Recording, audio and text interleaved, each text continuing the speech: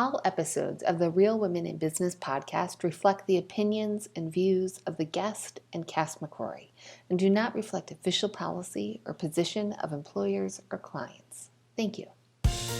You're listening to the Real Women in Business podcast. I'm your host, Cass McCrory, and in this podcast, we highlight women in all kinds of businesses. For yourself, someone else, full-time, part-time, overtime hustle, together we will learn from and with one another. And if we get it right, it'll lift us all. Let's get into it. Friends, today we're talking to Sarah Shewey, founder and CEO of Happily.io. This conversation is one that's going to linger with me for a very long time, and I'm really grateful for it. In it, we talk about how important connectivity is with our people, within companies, and within our families. We talk about Sarah's journey in starting a company in 2005. We talk about getting funding, failing, and in the end, being really successful by defining that success for ourselves. Sarah and I have a really touching conversation about grief and its role in us showing up as whole people, and it's special. Grab a tissue and then join us for this episode. Sarah, welcome to the show. Thank you. It's so good to be here. You are one of the people that other listeners and guests had recommended to be on the show. So we don't have a whole lot of a backstory here. So I'm really excited to learn along with all of our listeners about what it is you do. Can you tell us what you do with your life these days? Yeah. Well, shout out to Jeannie Grotto, who nominated me. Love her. Jeannie's actually a part of this network of freelance event specialists that I work with and have the pleasure of building a platform for them called Happily. And so, really who I am and what I do is I'm kind of like an event nerd, and I've been doing events pretty much my entire career. And it's sort of like I evolve as a person and professionally in my company. I started my first events company when I was 25.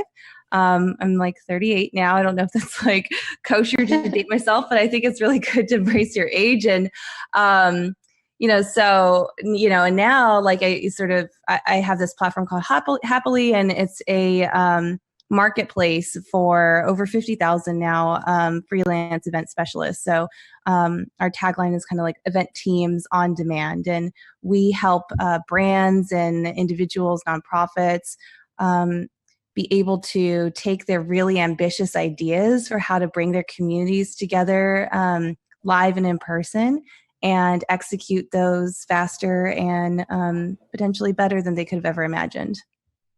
That's awesome. Tell me a bit about who you are outside of work. Okay. Well, anyone who knows me knows that I love karaoke. I actually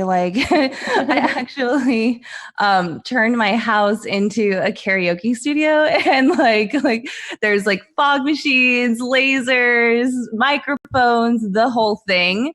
So I love, I love anything to do that brings people together. And I just love being around people. I'm really energized by that. So I have a huge family. I spend a lot of, my time with my family, and I've got a pretty interesting background where my dad is from West Virginia and my mom is Korean. And so I have really two totally different worlds and cultures. And, in my free time, I love and I live in Los Angeles, where it's every other block is a whole new neighborhood and is a whole little piece of the world. So I love exploring and traveling, and mostly just because I love meeting people and learning more about them. Were you always like that? Yeah, kind of. I read a lot when I was younger, and I always loved reading stories of people in other countries. And so I think, I kind of was always like that. And I think that, and I was also homeschooled from 4th to 8th grade. And so when I went back to high school in 9th grade, or went back and was with kids, it was just, I was so excited because I felt like for a while I was kind of alone, and then, so I think ever since I went back to school, it was less about like studying for me. It was just like, oh, now all of a sudden I had this opportunity to meet all these different humans and learn about like what they love and what they don't love. And I just thought that was always really fascinating. There's so much I need to unpack in what you just said. But I would be remiss to ask you, if somebody is apprehensive about doing karaoke, what is the best song for them to start out with? Oh, well, I think actually, like I like to sing and stuff like that, but I mostly like to like MC, and like I'm like the ultimate like hype woman, So I feel like there's always a place like for people who like get like nervous about karaoke, like bang a tambourine, dance, cheer. But the first place, if you did want to sort of like muster up your strength, is choose a song that like even if it's like Twinkle Twinkle Little Star. And like the whole thing with karaoke is the performance. It's like half of it is a performance, if not more, because unless you're like an opera singer and you can really like belt it out, you're not doing karaoke to show off how great you can sing. So yeah. What a metaphor for life. Yeah, maybe. Right? Because like you're not here to show off what a great whatever you are. You're here to experience it and be a part of the show. Yeah, exactly. There's something there. I like that. We need to explore that more. I like that. Yes, I like it a lot. When you think about the event work, as a woman in this space, what do you feel like your advantages are? Well, events is predominantly women. Even in our platform, there's over 90% of the people are women. So, being a woman working in an industry where it's predominantly, other women, I think, there's definitely benefits in communication style, like, and sensitivities, I think, to sort of the struggles that we go through in our personal lives, right? Like as women. And that empathy always, helps to create like better connectivity and also just better teamwork. When you think about, do you think that maybe you were drawn to this work in part because of that?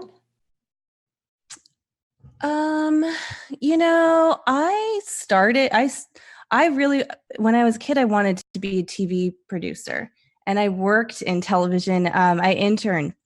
Actually, I got a degree in communication and film television production from USC, and I was an intern for Miramax and also an intern for a talent management company while I was in school, and so I really got to see, what the entertainment industry was like. And when I say Miramax, like, everyone always thinks and goes straight to Harvey Weinstein. And I mean that him, and I remember being kind of onboarded over at Miramax and someone saying like, oh, you're kind of cute. Like you should make sure that like, if you hear Harvey coming, into the office, like go to the women's bathroom or like go to like the copy room, like, like just go somewhere where he can't see you. Right. So, that was kind of like seeing that. And then also just generally like the way that the business, ran inside of Hollywood. Although I personally worked for some really incredible professionals and executives. The overall industry I felt was like so boys club, so that's why I decided to sort of see what else is out there where I could translate my production skills like into other industries. And I kind of fell into events. Simply I love music, and like I think my very first event was like a concert, like an after party for like my favorite band at the time, Weezer, and so I just wanted to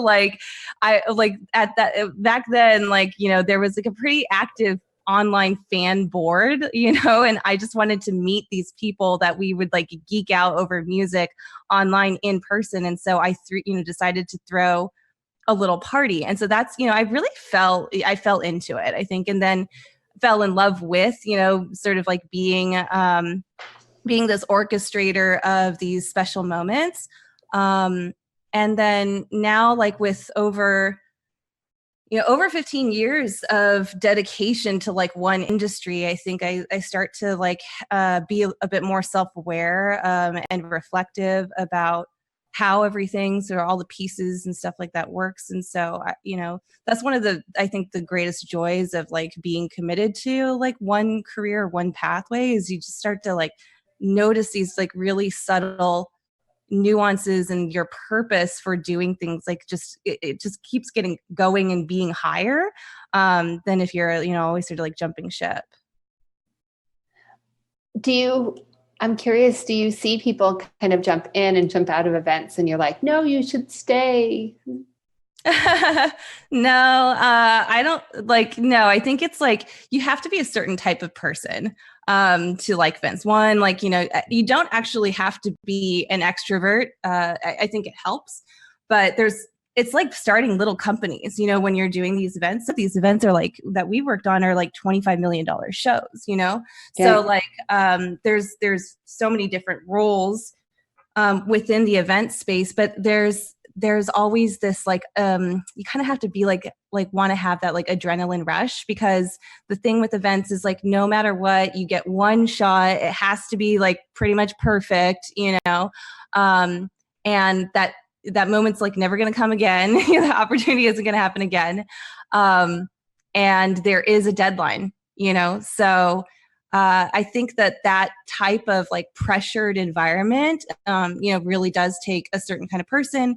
And also like, you have to be at a certain stage, I think, in your life and like, okay to deal with that, for it to work. And so usually when people decide to like sort of dip out of events, it's, either because they have just like moved on to a different stage where they don't want to like be on the hot seat all the time. And that's cool. Like, go enjoy your time. You deserve it. That's usually my response when people want to leave.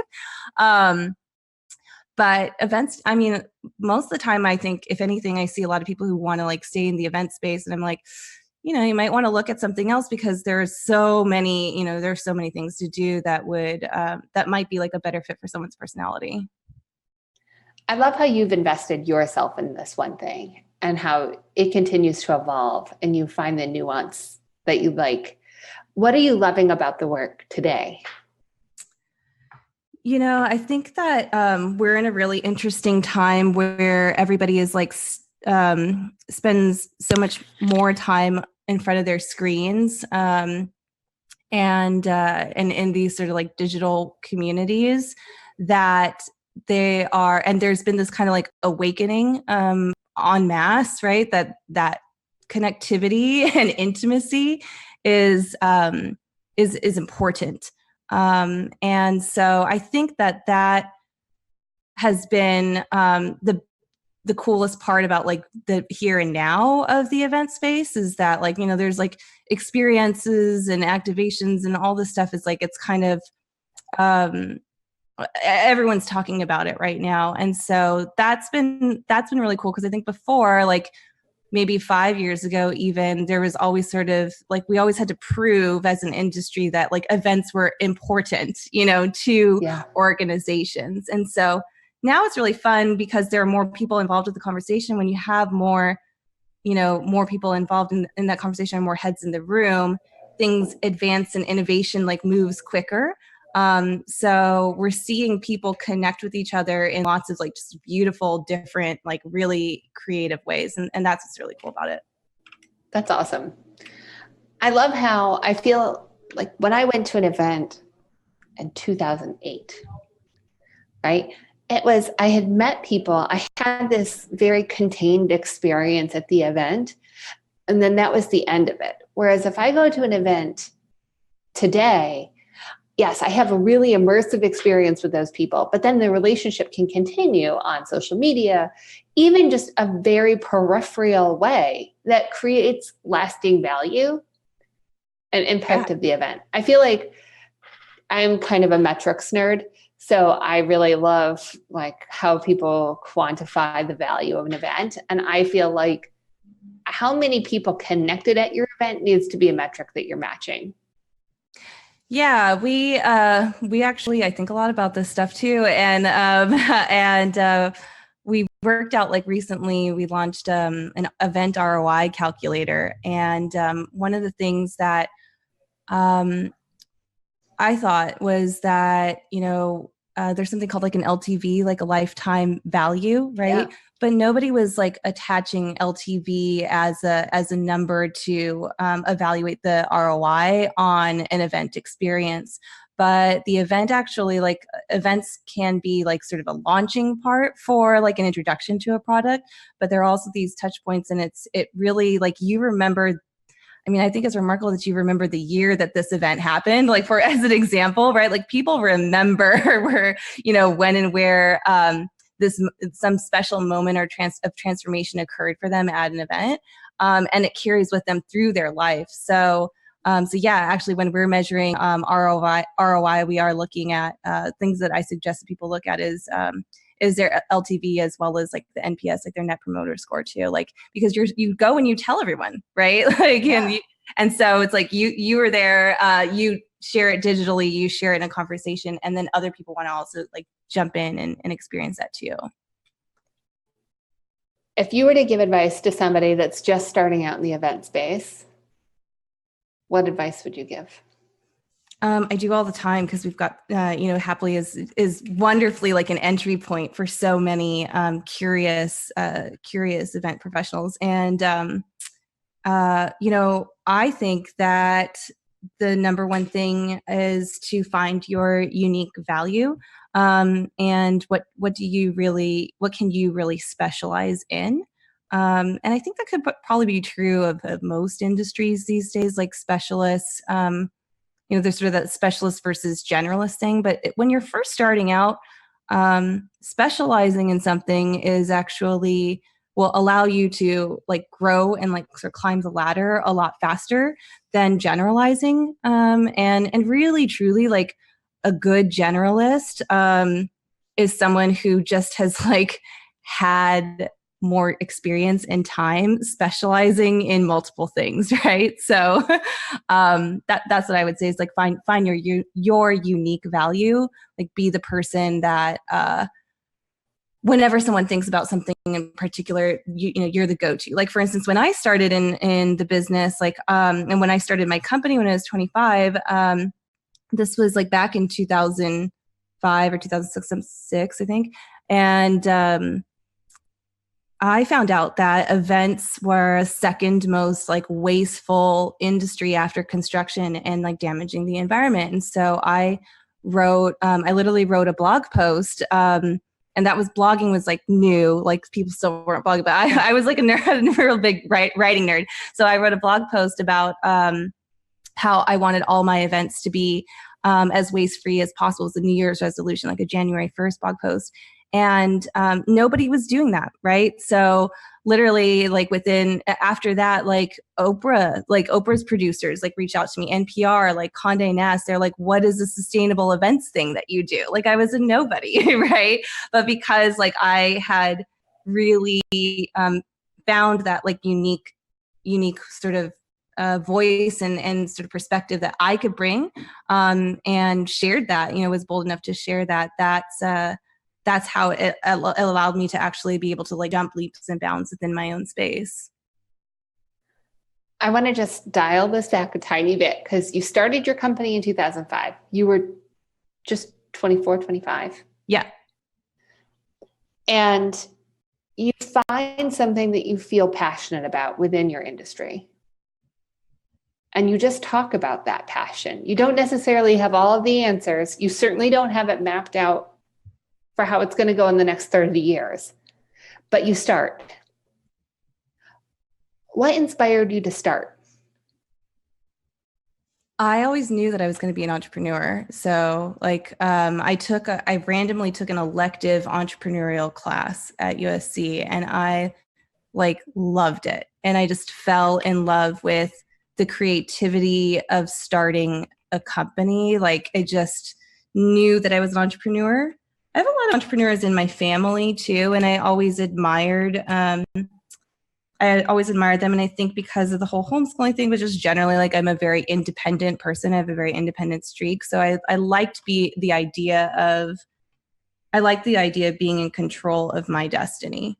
So, you know, in order to do that, you just have to start. I feel like I start something every hour, you know, like you know, a self-start, you know, being a self-starter is like essential, I think, you know, to being successful in a career, but certainly as an entrepreneur. I know because I've also been an entrepreneur since forever, it feels like, and we're very similar in age and all of this good stuff, right? So I feel you. I also know there's a lot of failure that happens in that. And I think that one of the things that women are very kind of slow to do is disclose the failure element of it in fear that it will lead to a lifetime of judgment and mistrust and all of these things, which is false. Well, I don't know. Like, I think it's not false, because there are people out there that are like that. But the reality is that those are people that you don't want to do business with. So it doesn't matter. Yes. Yes. Thank you for tuning that, because you're right. I'm wondering if you'd be willing to talk about one of the things that you started that just didn't go the way you thought it was going to go. Yeah, I mean, like when I first started this concept of this marketplace platform, this was like pre-Uber. So literally people thought it was crazy. Like you couldn't hire a person off of the internet to come and do your one shot special event. So I raised venture, you know, some angel funding to help me like sort of have the time and the runway to figure this out. Not having like something that I could just sort of copy paste, you know, or like, you know, now it's so easy to start a marketplace. It's amazing. There's out of the box solutions for it. So this was like really early days of this whole sort of notion of services online.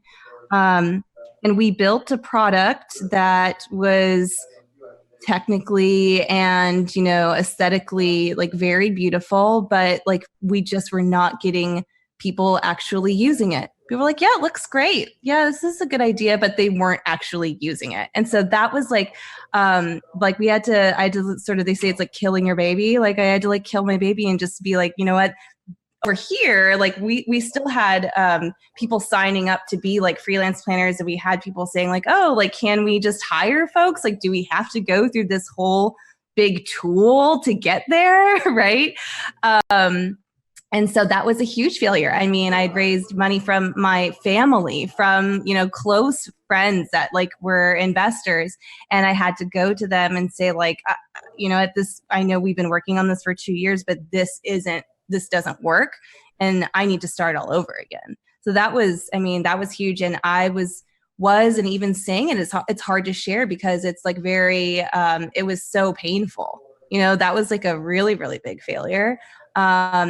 And I knew that like, I knew that the people that were around me were people that I could trust. So, you know, to support me like through sort of that pivot and that transition. Not everybody is, I think, as lucky as I was with that. But it was, you know, it was still even harder to just say like, I'm sorry to disappoint you. You know, that was really tough. But in the end, now, like, now a couple years later, like I've just like kept at it, right? And, you know, learn from the mistake, and just continue to just be focused and like dedicated to listening to our customers and like responding as fast as we can to give them what they want.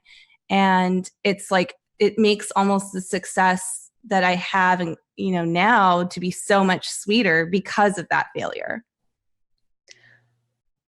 We need to talk about this in so much more detail because this is really valuable insight that you're sharing with us.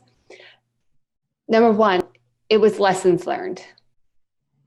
And sometimes lessons learned are painful in the moment, but they always make us better for it in the end. Yeah, definitely. I'd love to know, like, if you were to tell yourself something in that season, what would you have told yourself? You know, I I think it's usually just, probably just don't give up. Yeah. Yeah. It's the most, the most successful people that I know, like they had it almost even worse than I did, right? Like they've just been through so much. And, simply by picking yourself up and continuing to go at it and to go for it, like that, that is successful, right? So that's the thing. I'm a gamer. Like I love playing video games, and like I think about like how like like you play Legend of Zelda or something and you'll die so many times, right? Yeah. And you could, if you gave up, you could just sort of not play that game and then not like have that reward at the very end of being like, I was able to complete this, or like hit that milestone. And so it's really just about like picking yourself up and starting again. What do you feel like winning the game looks like for your current venture? I feel like that experience of failing has been a really great exercise in me redefining what success looks like. And actually the thing that I felt like was the biggest failure months later, the biggest failure of so there's the product.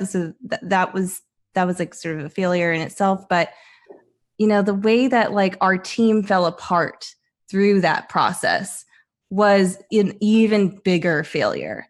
So for me now, I think, the way that I define success is my team happy? Do they feel cared for? Are they like prepared to go like weather the storm? And also like, do they feel and share in the joy of like the wins, small or large, when we have them? So I think that our team is in a really good place for that now. So I feel like that's great, but success comes and goes, So yeah, just keeping at it. Do they feel cared for? How do you check in on that? I think it's actually, I try not to force it because then it doesn't feel like genuine or authentic. But I know that they do feel cared for when they tell me things. For instance, someone on my team, she was like, I think I have carpal tunnel syndrome developing, and like, she feels like okay, like comfortable to tell me that, like, without like, I'm assuming, I'm guessing that she feels okay to tell me that because she knows that I'm not going to be like, oh no, is this going to like affect her work performance, And I'm like, well, get that checked out. Like, here are exercises that you can do, right? So, so yeah, I think it's really just in sort of like what the team feels comfortable with sharing with me. Yeah. That's really beautiful because I think sometimes we like to systematize something into taking the humanity out of it. And I think particularly in events, right, where it is all about the human contact, like you modeling that in your organization, that's really powerful. Yeah. I know I cringe when I like think about like systematizing behavior that just sounds like, at least for me, it's just like we have too short time like on this earth to like go into sort of like cow herding mode and, like have to sort of like lockstep into like a way to be. Yeah. I want to go back to getting funding and the angel round and that effort, because there's a lot of women that are listening to this that think, oh, I have this really big idea, but I'll never be able to get it off the ground because I would need runway to do that. Oh yeah, I know. I hear that all the time. Yeah. What was your first step? Okay, well, first of all, if you think that you need angel funding, but you haven't actually, if you have an idea, but you haven't validated it with potential customers, and that's in the form as basic as conversations over coffee, surveys, Like you don't actually have to build or do anything to validate your idea, but if you haven't done any of that, you don't need angel funding. You need to work on your business. So that's, I think, something that's like really important that I see a lot, where people talk about, they need money for this runway, but they haven't actually done anything that's like fundable yet. So there's that. But once you do have this idea that has been validated in some way, and you have pulled together the essentials of a plan, problem statement, solution statement, how big is the market, who are your competitors, et cetera, on and on. There's templates out there all over the internet for like what your deck should look like. Then I think that the best thing to do is to go to CEOs of companies that have products that are similar, or any CEO that you maybe know. Or honestly, most CEOs are pretty approachable, so hit them up on LinkedIn and ask them to validate your idea. And you'll find that they will give you really incredible insight. So ask people that are part of like your industry. And some of those people, all CEOs are connected to, at least these sort of bigger fund ones, we're all connected to investors. So ask them for intros, ask them if it's time to get an intro, to be seeking for angel funding for that feedback. And if so, if they would be open to making an introduction for you. That's how I would do that. Thank you for sharing all of that. I was involved in a startup and I was an owner in it, and we went through angel round. I found I really didn't like it. It didn't feel good at all. And I felt like the noose that I perceived of other people's money being borrowed by me was such tension that I could never, I will actively choose not to do that. I think sometimes there's this assumption that, all I need is a cash infusion and everything's going to be okay. In my experience, cash infusion actually makes everything much harder. Yeah, I think that's absolutely true. And I think you bring up a really great point. And I think there's more conversation now happening, and almost especially I think women are driving this conversation too, where it's like, are you sure you need funding? Yeah. Because it is a lot of, you already have so much pressure on yourself to perform. And then it just gets compressed and compacted. It's like a hand, on your face palming you down into the ground, being make sure it's more and more pressure. When you have other people who are invested in sort of trying to get a return out of you and your idea and your business. So for sure, think about it. I think also investment, the landscape has changed a lot now, where there's more angel investors who are savvy enough to sort of know that 9 out of the 10, let's say, in a good portfolio, startups are going to fail, right? And so if you take those odds and you realize okay, well, I'm more than likely going to be a failure, right? That maybe could release some of the tension, but it's really important to say okay, for that one that is a success, what does that success look like for you? Asking that question to investors. What is that multiple? What is that return like within what period of time? These are really important questions that I think people who are a lot of times, especially in the angel round, you're oh my God, can I pay rent? You're freaking out. This is true for Elon Musk has even said these couldn't pay rent. It happens for everyone. But you need to have those conversations to understand, are you in alignment with the growth and the trajectory of your company? And if you've never built a company with that type of acceleration and growth, ask the questions what do you, have you been through that? What do you think are the biggest challenges? that my company is going to face, that things that I can personally work on so that I can beat those, odds. And then maybe after having all those conversations, you still decide that the funding is good for, a good route for you. Cool, go do it. You might fail. You're more than likely to fail. Be comfortable with that and enjoy the ride, learn as much as you can every step of the way. Such really perfect advice. Thank you for sharing that and being so transparent, because there aren't enough conversations that are really pulling the veil back, the Wizard of Oz thing, and sometimes it does feel very boys club about it. Oh yeah. And I think we all know that there's just the money is disproportionately going to men. Yes. And I think it's really interesting. You brought up a point that I'd love to get into more about how women are maybe thinking about that investment money and thinking about the weight of that money in a really different way than men are. Because I feel, even working with some startups that are run by men, they understand the 9 of 10 fail. And their egos are so big that it does not allow them to think about the fact that they could be one of the 9. Yeah. Not the 1. Yeah. Well, look, you have to have a little bit of kind of suspense of disbelief, and you have to believe in yourself.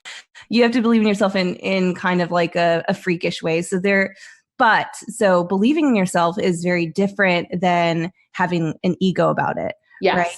So, you can believe in yourself to, again, learn and grow and listen and adapt. And that's positive, right? Or you can have an ego about things and you can be like, nobody else can do this but me. Guess what?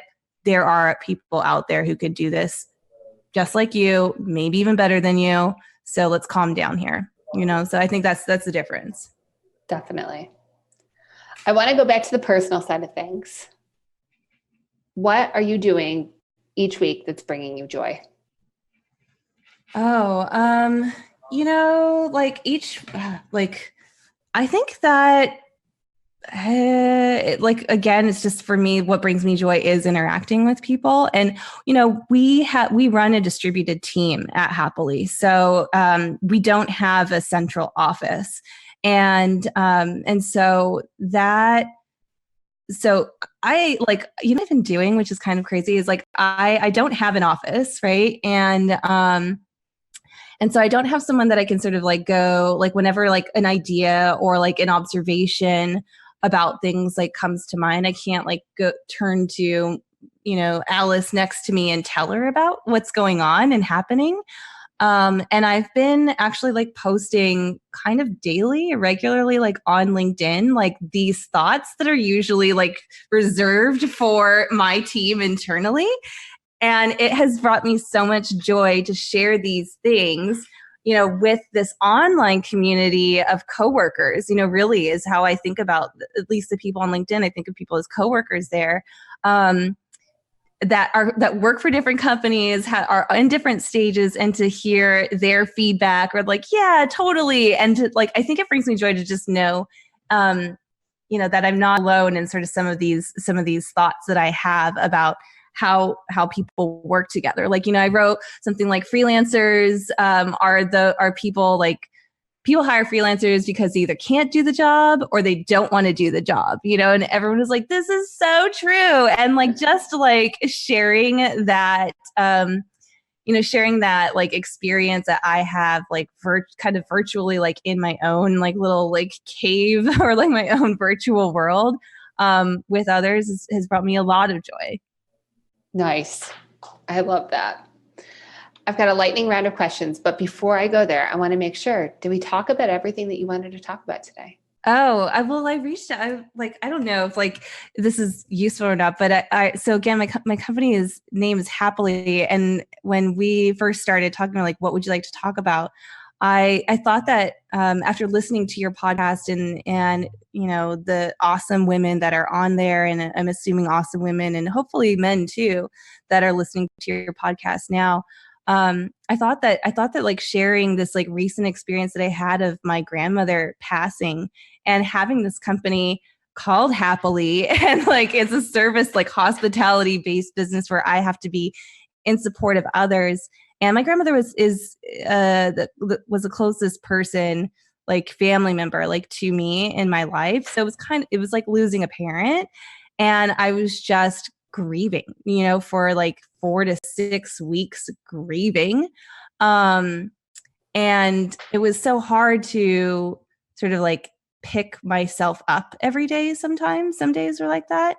And also incredibly difficult to be happy when that is like all of my brand. Right. Yeah. And so I thought that it would be like good to sort of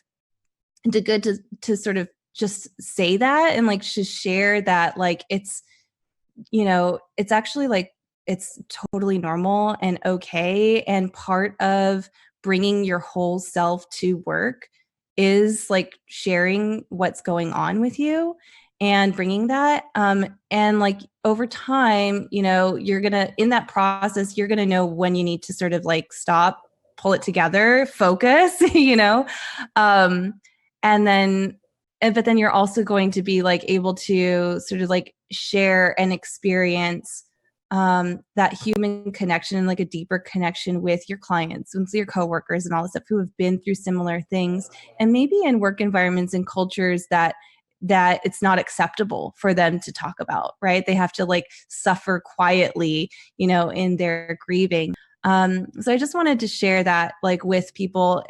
One of the biggest things that I learned as I was going through it was that, especially for like sort of when I'm doing sales calls or like talking to new people, they don't know me, they don't care about me and what happened with my with my family life, right? Is what is generally like what I thought. But like actually just really truly like being who you are and being present in that moment is one of the best things I think that you can give to the ways to like respect the other person that you're interacting with, just because like everyone goes through things and you just don't know. It taught me also to just know that like you just never know what someone is going through when they're not performing well. Like I'm a super high performer, and my performance level like just got knocked down about like to half. Like I didn't even get like my like quarterly report out until like a month later, and that's very uncommon for me. But it's okay, and I think that when you have team members who are dropping the ball, I just really want to encourage everyone, to stop and ask people, are you okay? And allow the space for them to say, create the space where it's okay for them to say, no, I'm not okay. I'm going through a lot of things. And doing what you can as a teammate to be able to help them, sort of like distribute the weight so that they can like continue to move forward along with you. It's beautiful, Sarah. And when you shared that you wanted to talk about this on the podcast, and I wanted to, create the space for you to talk about it if you still felt like you wanted to, I was personally really moved because we lost my brother-in-law this summer. I'm totally crying on the podcast. First time for this job. Yeah. And you don't know what the world looks like without this person in it. Mm-hmm. And now you have to find out. And people will ask you, oh, how's your summer? Or how's this? Yeah. And, I have a lot of loving, wonderful people in my life, but, the enthusiastic, having a great summer has like brought me to my knees so many times in the past, especially in the last week and a half, 2 weeks, where we're winding down for summer. School starts back up soon in the Northeast. Mm-hmm. And people are like, oh, you're having a good summer. And it's like, no, I'm having a really hard summer. I don't know what life looks like without this person. And they haven't come in my back door for dinner. Yeah. And since, May, and I want to make them a birthday cake, and I will never get to do that again. Yeah. Like, how do you know, like it's just such an empty vat. And I think when you do get to talk about it, and when somebody holds the container for you to do that, it lets you know that you're still whole. Yeah. Even though you feel a little bit empty. Yeah. And it's, that's been my biggest struggle, and why like I'm still grieving, and why it took me like so long where I was like weeping, grieving for so long, is because your reality has changed and you didn't want it to change that way, and you didn't do anything. Like, it's almost like me failing in my product was easier than than dealing with not having my weekly Sunday calls. So thank you for sharing that. Like, I think that your reality changing is the hardest part, and it's not something that a week of PTO time like takes care of. And it's something that's, your world has changed all the time, and there are anniversaries, and there are just times where you will out of the blue like not be able to like keep it together. And that's okay, because like I think it's important to honor the people in our lives who have passed, and what strength and like amazing things that they have done for you. So, and to honor that in a way where you remember them, and then remember that like they've done all these beautiful things, so that you can share that and give that back to others too. Definitely. I'm a big believer in saying people's name and just like calling their spirit to stay with us, which is the most, it's pretty woo-woo, but I embrace I like it. Would you share your grandma's name with us so we can hold space for her? Yeah, well, she's Grandma Nancy to me, so. Nice. Yeah. Your brother? Damon. Thanks, Sarah. Yeah, thank you, Cass. Okay. We're going to take a 20-second inhale and exhale. We're going to have everybody join us on this. Yes, please. Because I don't feel like we can go into lightning round without that. So everybody's going to take this meditative moment here to take a few deep breaths, and then we're going to get to lightning round and where you can follow Sarah and all of that good stuff. So breathe with us.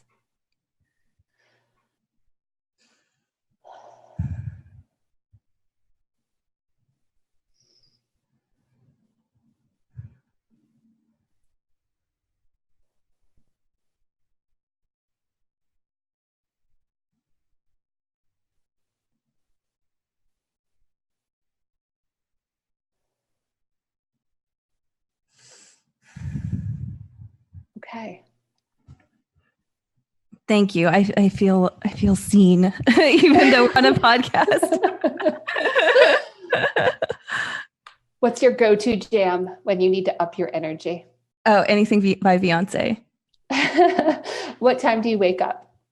I wake up at like 5 or 6 in the morning, no matter what time zone I'm in. It's crazy.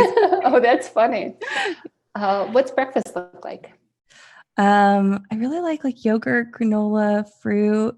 If it's like a quick breakfast, but I'm a big believer in like a good healthy breakfast. And so yeah, breakfast for me is actually pretty Asian. Like when I'm like cooking, it's like rice and soup and side dishes and things like that. Nice. What's a favorite ritual you have? Oh, as soon as I wake up, I stay pretty still, and I try to not move until I've listed out everything that I can think of in my sleepy state that I'm grateful for. So I wake up like spring out of bed, just full of gratitude. That is beautiful. That's one to try. Do you drink coffee or tea? Both. Morning person or night owl? Morning. What is actually both? What's a book you've given the most? I read a lot and I give different books to people based on like who they are. So I don't think that there's like any one book that I've given the most, to be honest. But yeah, I read a lot of textbooks and like philosophy books. And so I like learning. So usually if I'm giving you something, it's something to learn from. What can someone do to help you feel appreciated? I think being specific about what you're thankful for. So not just saying, hey, thanks for that, being like, hey, thanks for holding space for me today, Cass. It was really special to be able to do that in this way.